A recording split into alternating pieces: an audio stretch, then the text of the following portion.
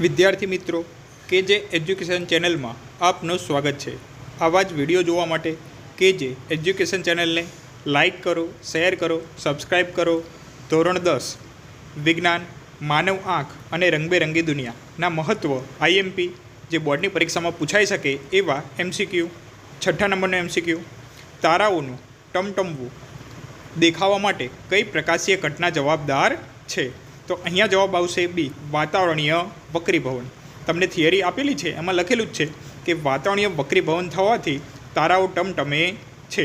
આપણે કહી શકાય કે અલગ અલગ માધ્યમ હશે, જ્યાં ગરમ હવા હશે, પાતળી હવા હશે, એના જ કારણે એનો માર્ગ થોડોક બદલાય છે। પરિણામે વાતાવરણીય વક્રીભવનને કારણે મૂળ સ્થાન કરતાં આપણને તારો થોડોક ઉપર દેખાય છે અને તારાઓ ટમટમતા દેખાય છે। પ્રકાશની કઈ ઘટના ટિન્ડલ અસર ઉદ્ભવે છે? તો ટિન્ડલ અસર એટલે કે જે આપણું જે વાતાવરણ છે કે પૃથ્વીનું વાતાવરણ છે એ વિસમાંગ મિશ્રણ છે। એમાં ધુમાડા હશે, પાણીના બિંદુ હશે, ધૂળના રજકણો હશે, હવાના અણુનો સમાવેશ થાય છે। એટલે કે ટિન્ડલ અસર છે એ પ્રકાશનું પ્રકીર્ણન થાય। શું થશે? પ્રકાશનું પ્રકીર્ણન થવાને કારણે ટિન્ડલ અસર ઉદ્ભવે છે। ટિન્ડલ નામના વૈજ્ઞાનિકે આ અસરની શોધ કરી હતી, એટલા જ માટે એને ટિન્ડલ અસર તરીકે ઓળખવામાં આવે છે। જ્યારે કલર આવે ને ત્યારે તમારે યાદ રાખી લેવાનું કે ટિન્ડલ અસર, કે કોઈ પણ કે સૂર્ય હાથમે જ્યારે લાલાશ પડતો રંગ છે, આ બધું આવે ત્યારે ટિન્ડલ અસર આવશે। પછી લખેલું છે કે પ્રતિબિંબ ક્યાં રચાય? તો આપણે કહી શકાય કે નેત્રપટલ અથવા રેટિના પર પ્રતિબિંબ રચાય છે। તો એનો જવાબ આવશે નેત્રપટલ અથવા એનું બીજું નામ છે રેટિના।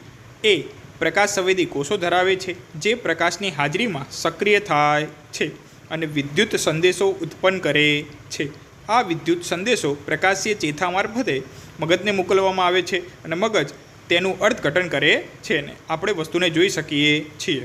ચલો આગળ, માણસની આંખની રેટિના પર રચાતું પ્રતિબિંબ કેવું હશે? હમણાં જ આપણે જોયું કે વાસ્તવિક અને ઉલટું હશે। કેમ વાસ્તવિક અને ઉલટું હશે?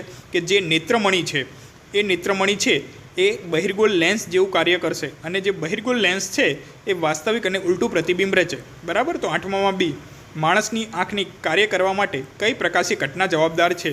તો એમાં આવશે વક્રીભવન। શું આવશે? વક્રીભવન।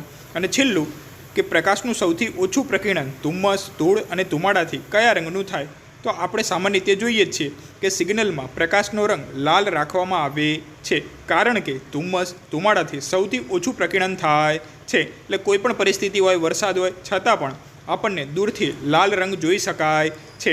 એમાં બીજું એક આવશે તરંગ લંબાઈ। તો જેની તરંગ લંબાઈ વધારે હોય એનું પ્રકીર્ણન ઓછું થાય। તો આપણે કહી શકાય કે લાલ રંગની તરંગ લંબાઈ છે ભૂરા રંગ કરતાં વધારે છે, એટલે એનું પ્રકીર્ણન ઓછું થશે। પ્રકીર્ણન ઓછું થાય એટલે આપણને દૂરથી દેખાય છે। વિદ્યાર્થી મિત્રો, તો બોર્ડની પરીક્ષામાં વિજ્ઞાન અને સામાજિક વિજ્ઞાન 2024, 23, 22 બોર્ડની પરીક્ષામાં પૂછાયેલા પ્રશ્નોનું સોલ્યુશન તેમજ એકમ કસોટી ધોરણ 9 અને 10 દરેક વિષયનું સોલ્યુશન આ ચેપ્ટરમાં છે, તેમજ મહત્ત્વના ચેપ્ટરના એમસીક્યુ છે। તો લાઇક કરો, શેર કરો, સબસ્ક્રાઈબ કરો।